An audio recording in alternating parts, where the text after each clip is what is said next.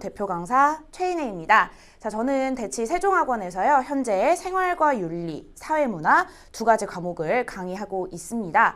이제 어머님들이 이제 강의를 이제 보실 때에 아이들이 이제 전략적으로 고득점을 얻기 위해서 어떠한 탐구 과목을 선택하면 좋을지 고민이 굉장히 많으신 걸 저도 굉장히 잘 알고 있습니다. 그런데 사회탐구 같은 과목은 이제 9개 정도의 강좌가 있다 보니까 어머님들이 어떤 과목이 어떤 특성 때문에 선택하기가 유불리한지를 잘 모르시는 경우가 있어요.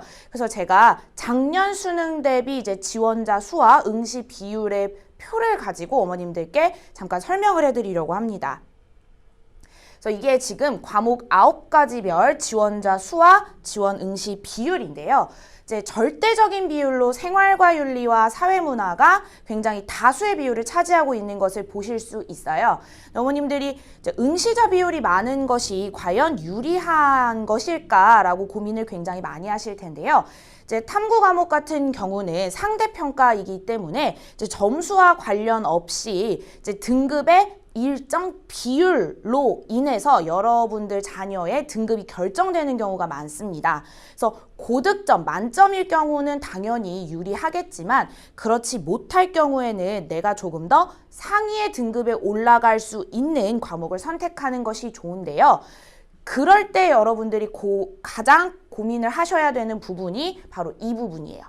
지원자 수가 많을 경우에는 동일하게 4%이더라도 확실히 그 4%에 해당하는 숫자가 많기 때문에 당연히 많은 학생들이 1등급의 비율을 가지고 갈 수밖에 없는 거예요. 그래서 많은 학생들이 실제로 생활과 윤리와 사회문화 이렇게 두 가지 과목을 선택하고 있는데요. 이 두 가지 과목은 이런 응시자 비율 때문에도 가장 많은 선택을 받고 있는 과목이기는 하지만 이제 전략적으로도 가장 유리한 과목이기도 합니다.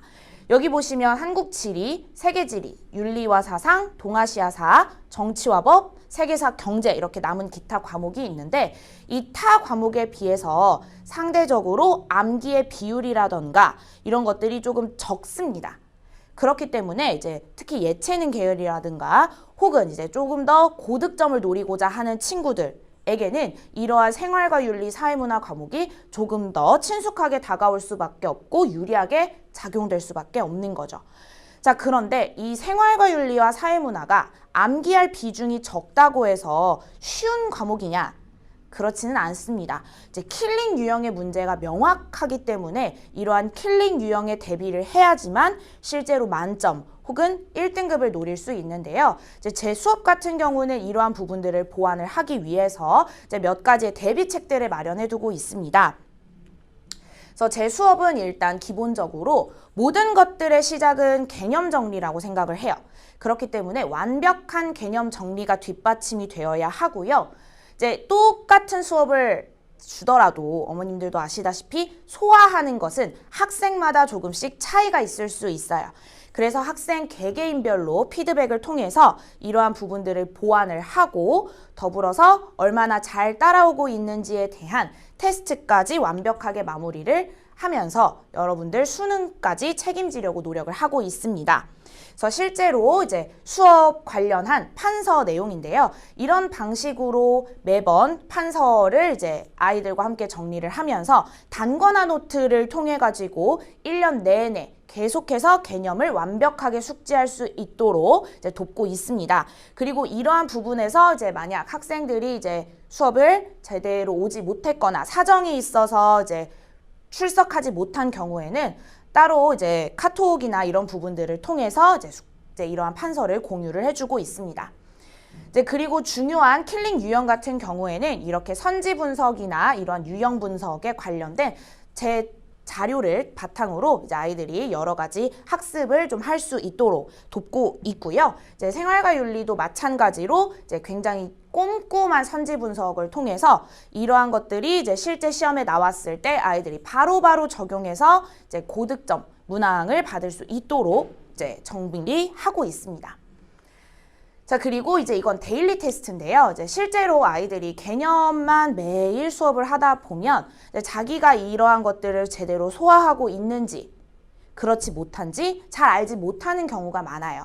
그래서 이러한 데일리 테스트지를 통해 가지고 누적 시험을 통해서 내가 처음부터 지금까지 얼마나 제대로 된 숙지를 소화를 하고 있는지 계속해서 테스트를 하고요. 이러한 테스트는 학생별로 피드백을 통해서 본인이 보완해야 할 점, 추가적으로 공부해야 할 점, 이러한 것들을 제가 바로바로 1대1 피드백을 해주고 있습니다. 그리고 추가적으로 이렇게 카카오톡을 통해서 오늘 수업 나간 부분에 판서 자료를 보내주고 숙제라던가 질의응답 같은 것들을 이제 바로 추가적인 피드백을 통해서 학생들이 즉답으로 이제 본인이 궁금한 점을 해결할 수 있도록 활용하는 채널로 카카오톡을 사용을 하고 있습니다.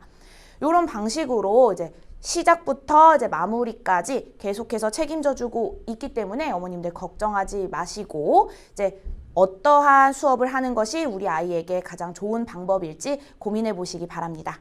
감사합니다.